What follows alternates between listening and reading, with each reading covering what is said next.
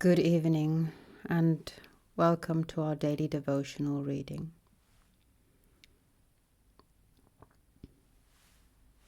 We're starting a new dialogue today. For those new to our make-believe monastery, what we are doing is we're reading through the collected works of Plato, at least those dialogues of his that most scholars agree were definitely written by him. We are close to day 60 already, but that should be obvious from the very boring, but intentionally so, headings of our daily devotion.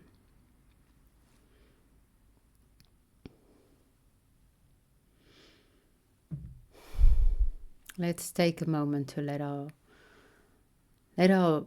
bodies become bored. We're so filled with the need to entertain, the need to be entertained.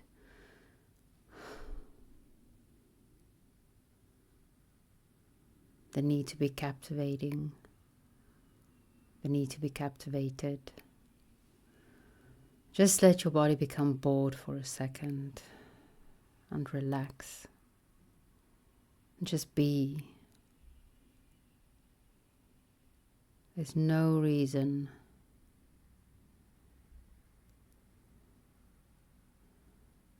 to be anything specific now. Just be.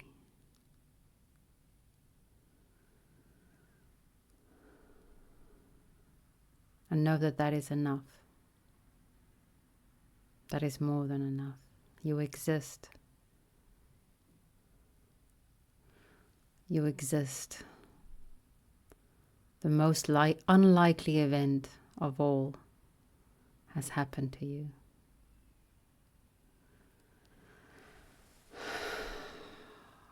And may that be a source of joy and not a source of anxiety.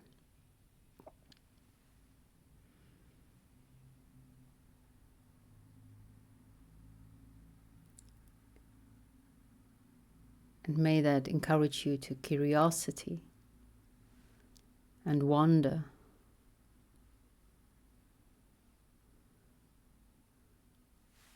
For all other being in this brief second that we are here together.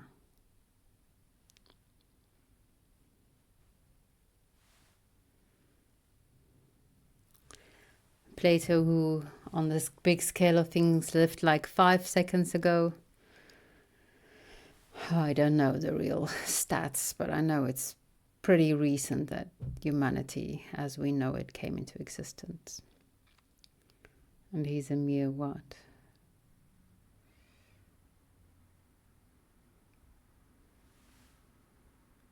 $2,500 years ago. That's nothing.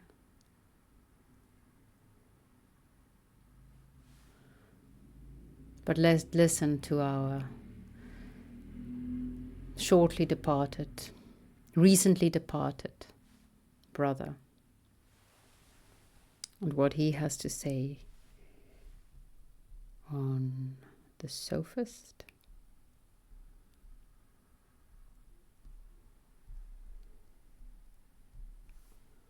My word, I didn't write down the name. The Sophist. The persons in the dialogue, Theodorus, Theaetetus, Socrates, so the same people as the previous one. Then we're also introduced to an Eleatic stranger whom Theodorus and Theaetetus bring with them, and the younger Socrates, who is a silent auditor. We were already introduced to the younger Socrates in the previous dialogue. I believe in the next dialogue, the statesman, he will be the interlocutor. Because I know somewhere he's the interlocutor. I've been expecting him, but he has not yet made his appearance. his speaking part at least. He had an mention, but not a speaking role as yet. I did Google what exactly is in an Eleatic.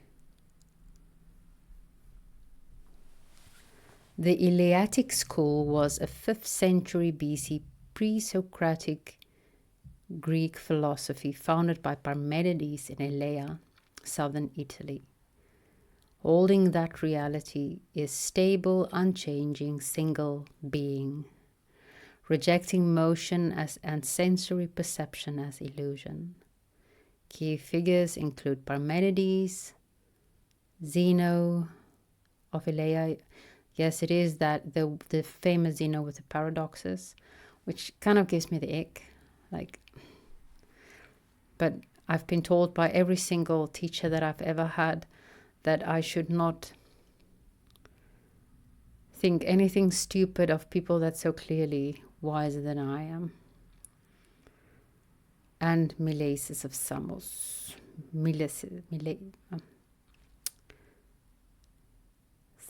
A dude.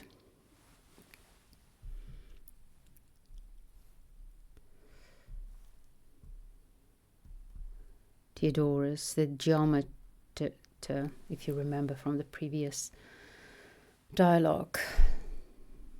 Here we are, Socrates, true to our agreement of yesterday, and we bring with us a stranger from Elea, who is a disciple of Parmenides and Zeno, and a true philosopher.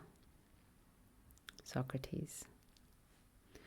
Is he not rather a god, Theodorus, who comes to us in the disguise of a stranger? For Homer says that all the gods, and especially the gods of strangers, are companions of the meek and just, and visit the good and evil among men. And may not your companion be one of those higher powers, a cross-examining deity, who has come to spy out our weakness in argument and to cross-examine us?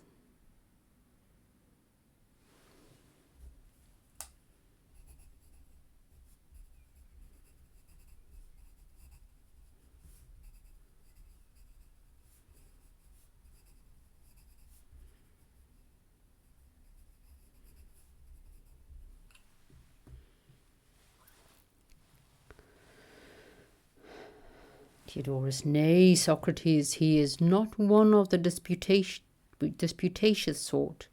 He is too good for that. And in my opinion, he is not a god at all. But divine he certainly is. For this is a title which I should give to all philosophers. Socrates, capital, my friend. And I may add that they are almost as hard to be discerned as the gods. For the true philosophers, and such as are not merely made up for the occasion, appear in various forms unrecognized by the ignorance of men, and they hover about cities, as Homer declares, looking from above upon human life. And some think nothing of them, and others can never think enough. And sometimes they appear as statesmen, and sometimes as sophists. And then again, to many they seem to be no better than madmen. I should like to ask our Eleatic friend if he would tell us what is thought about them in Italy, and to whom the terms are applied.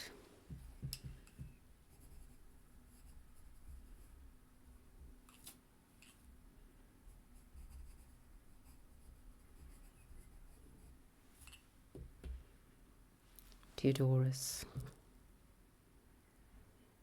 What terms? Sophist, statesman, philosopher. Theodorus. What is your difficulty about them, and what made you ask? Good question.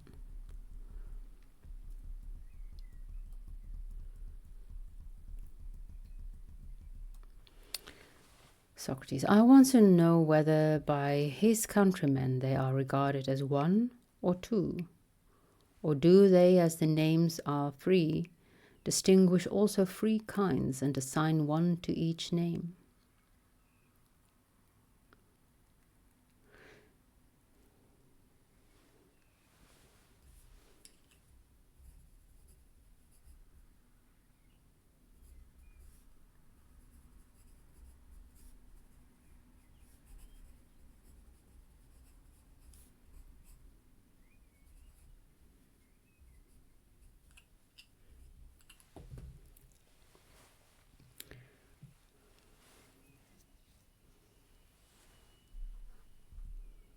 Theodorus. I dare say that the stranger will not object to discuss the question. What do you say, stranger? Stranger. The other translation has it as visitor. It's a more modern one, so probably it thought stranger was a bit rude. The Greek is stranger. It's xenos, guest friend, foreigner. We know it from xenophobia. So it is stranger. So I like that it keeps that name. Also, I think too, the Greek stranger had indeed this connotation that it might be God visiting. So it wasn't xenophobia, but strangers were very much, at least the embracing of strangers were very much encouraged. Whether it was actually done, I do not know. Stranger. I am far from objecting, Theodorus, nor have I any difficulty in replying that by us they are regarded as free. But to define precisely the nature of each of them is by no means a slight or easy task. Theodorus.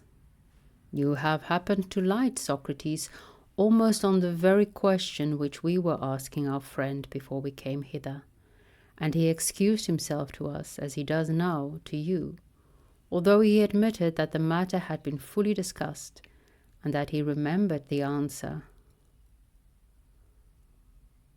In other words, we might hear some of Parmenides in his words. Socrates. Then do not, stranger, the other translation says sir, but again the Greek, stranger, deny us the first favor which we ask of you. I am sure that you will not, and therefore I shall only beg of you to say whether you like and are accustomed to make a long oration on a subject which you want to explain to another, or to proceed by the method of question and answer.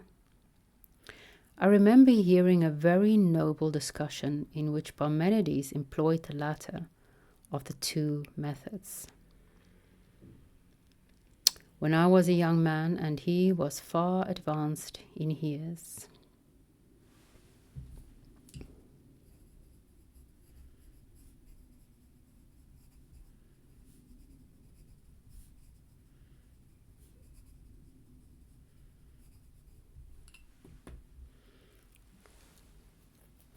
Stranger. I prefer to talk with another when he responds pleasantly and is light in hand. If not, I would rather have my own say. Socrates. Any one of the present company will respond kindly to you, and you can choose whom you like of them.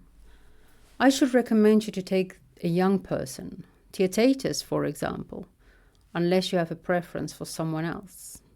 Stranger. I feel ashamed, Socrates, being a newcomer into your society, instead of talking a little and hearing others talk, to be spinning out a long soliloquy or address, as if I wanted to show off, which is of course what the Sophists do.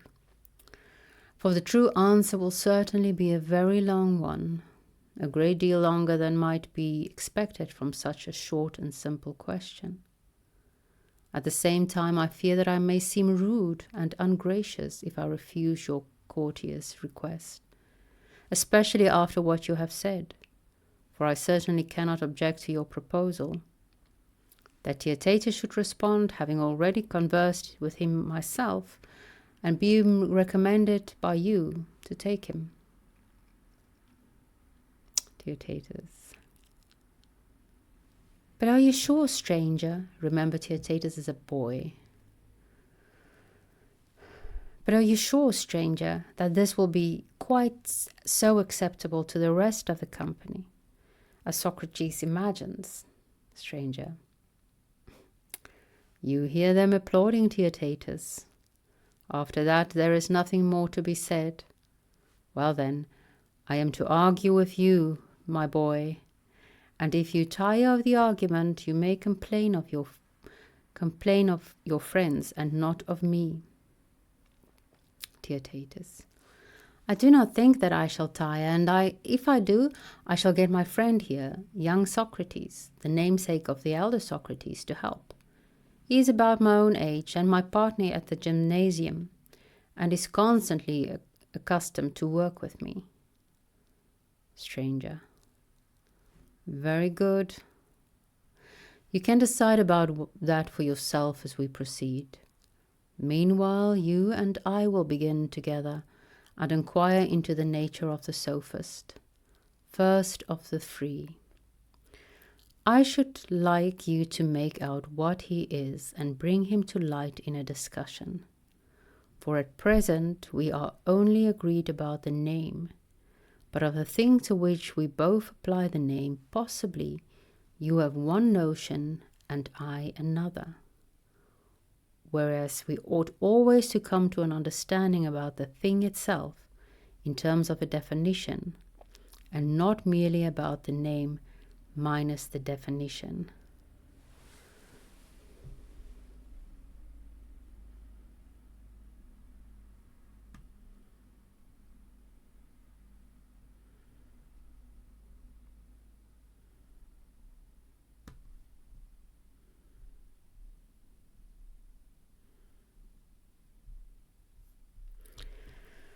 Now, the tribe of Sophists which we are investigating is not easily caught or defined, and the world has long ago agreed that if great subjects are to be adequately treated, they must be studied in the lesser and easier instances of them before we proceed to the greatest of all.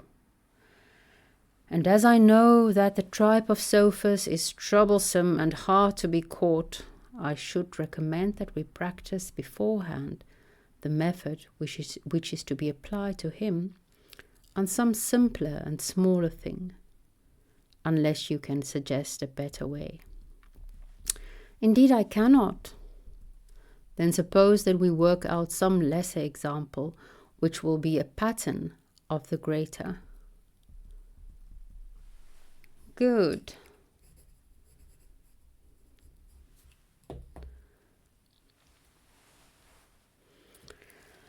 What is there which is well known and not great, and is yet as susceptible of definition as any larger thing? Shall I say an angler? He is familiar to all of us and not a very interesting or important person. My apologies to all fishermen out there. Theaetetus. He is not. Stranger.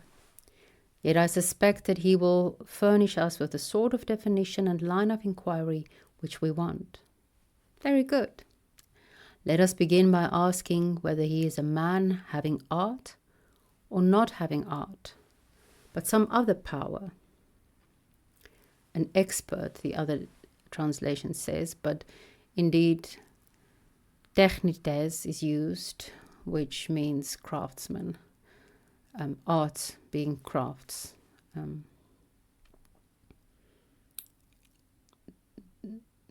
art of carpentry, for instance. Theaetetus. He is clearly a man of art. And of arts there are two kinds. What are they? There is agriculture, and tending to mortal creatures, and the art of constructing or molding vessels, and there is the art of imitation, All these may be appropriately called by a single name. What do you mean? And what is the name? He who brings into existence something that did not exist before is said to be a producer, and that which is brought into existence is said to be produced. True. And all the arts which we were just now mentioned are characterized by this power of producing. They are. Then let's sum up them under the name of productive or creative art. Poietikos. Theaetetus. Very good. Next, I made an overview. It's not with me, because every time I go through this, I feel like I'm getting a little confused. So, he's an artsman, and the art is divided by two, and the first one is producing. Second one he's going to mention now. Next follows the whole class of learning and cognition. Then comes trade, fighting, and hunting, and since none of these produces anything, but is only engaged in conquering by word or deed, or in preventing others from conquering, things which exist and have been already produced, in each and all of them, these branches, there appears to be an art which may be called acquisitive, acquiring, skilled in getting. Yes, that is the proper name. So, art, seeing then that all the arts are either acquisitive or creative. In which class shall we place the art of the angler? Clearly in the acquisitive class. And now he's going to forget about this class of creating and just simply go down the line of the acquisition.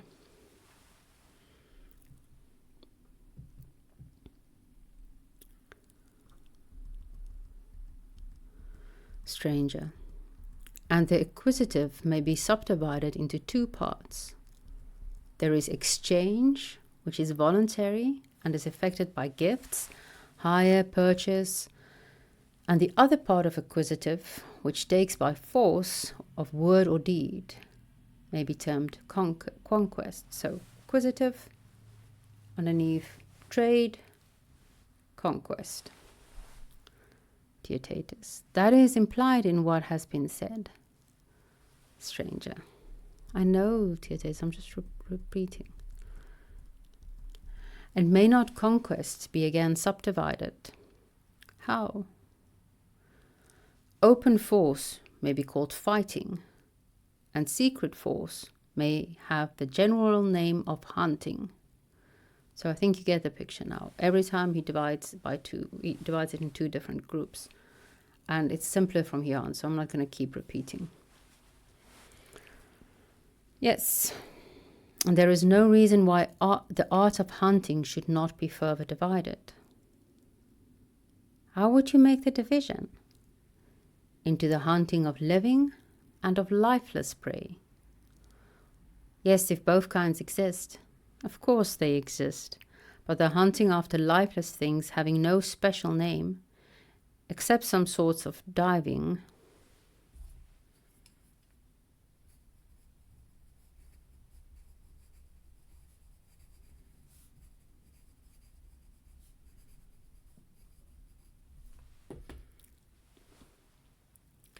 and other small matters may be omitted. The hunting after living things may be called animal hunting. Theaetetus, yes. And animal hunting may be truly said to have two divisions. Land animal hunting, which has many kinds and names, and water animal hunting, or the hunting after animals who swim. True. And of swimming animals, one class lives on the wing and the other under the water. Certainly. Fowling or bird catching is the general term under which the hunting of all birds is included. True. The hunting of animals who live in the water has the general name of fishing. Yes. And this sort of hunting may be further divided also into two principal kinds. What are they? There is one kind which takes them in nets, another which takes them by a blow. What do you mean, and how do you distinguish them? As to the first kind, all that surrounds and encloses anything to prevent egress may be rightly called an enclosure. Very true. For which reason, twig baskets, casting nets, nooses, creels, and the like may all be termed enclosures. True. And therefore this first kind of capture may be called by us capture with enclosures, or something of that sort. Yes. The other kind, which is practiced by a blow with hooks and three-pronged spears, when summed up under one name, may be called striking, unless you, Theaetetus, can find some better name. Never mind the name, what you suggest will do very well. There are one mode of striking which is done at night and by the light of a fire, and is by the hunters themselves called firing or spearing by firelight. True. And the fishing by day is called by the general name of barbing, hooking, the other translation says, because the spears too are barbed or hooked at the point. Yes, that is the term. Of this barb fishing, that which strikes the fish who is below from above is called spearing, because this is the way in which the three-pronged spears are mostly used. Yes, it is often called so. Then now there is only one kind remaining. What is that? When a hook is used, and the fish is not struck in any chance part of his body, as he is with a spear, but only about the head and mouth, and is then drawn out from below, upwards with reeds and rods. What is the right name of this mode of fishing, Theaetetus? Theaetetus. I suspect that we have now discovered the object of our search, the angler. Thus far our scripture of the evening. It was a long read, or a long intro.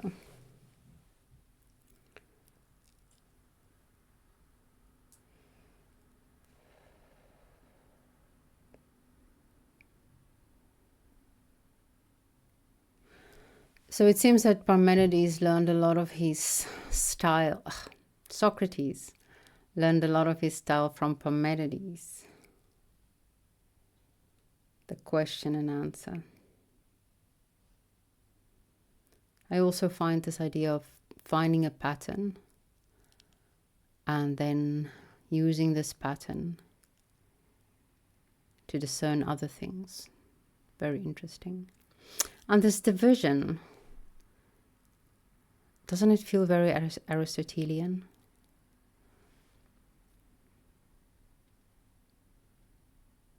The sophist, statesman, and philosopher. Unfortunately, there was never a dialogue called the philosopher. Although Plato does go in great detail into what or who the philosopher is, or the philosopher king, in the Republic, and a little bit in the Laws. But it's interesting that it could be considered that these three are one or two. Because the sophist means wise one, claim to be philosopher. And the statesman, also good at speaking, as the sophists were. And they also claim to be well concerned with higher things, at least.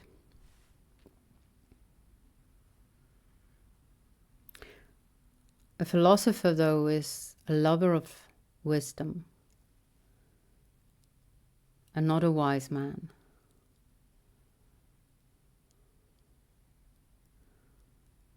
Which is maybe the most important distinction.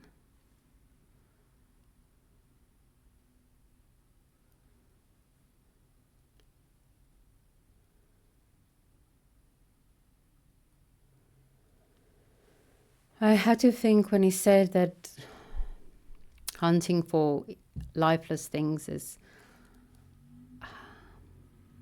petty and small. Isn't learning hunting for lifeless things, hunting for knowledge, for information? Isn't that what learning is? But maybe I'm mistaken.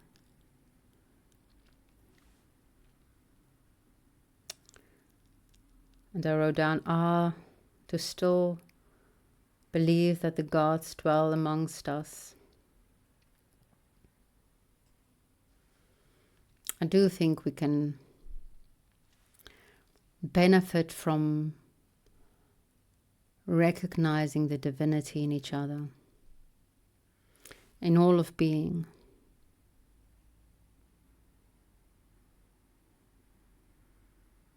And treating strangers as if they might be gods.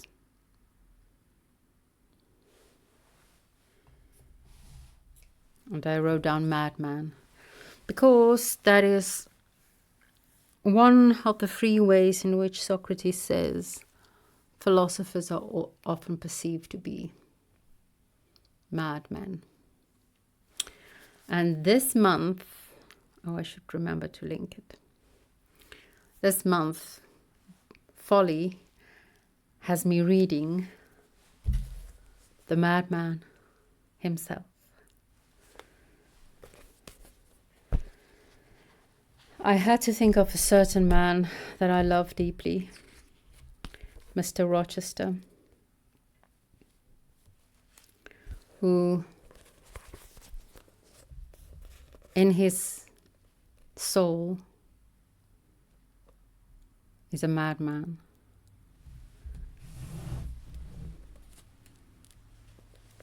But he feels for some reason the need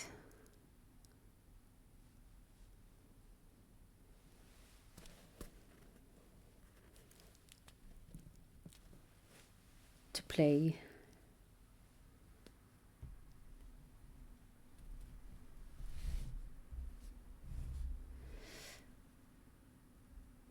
The structured thinker. It takes one to know one. I see you.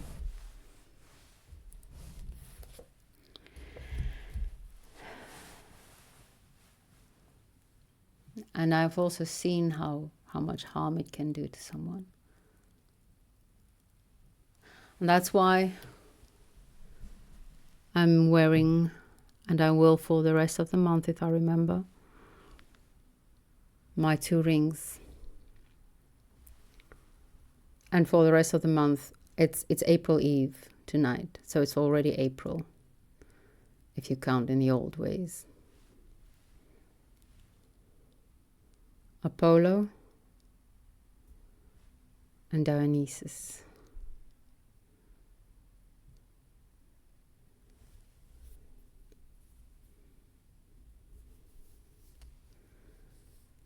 It's neither just one or the other. It's always both.